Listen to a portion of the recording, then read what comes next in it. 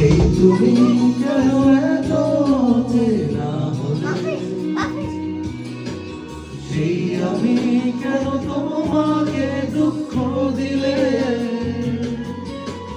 কেমন করে এত অচেনা হলে তুমি, কিভাবে এত বদলে গেছি এই আমি।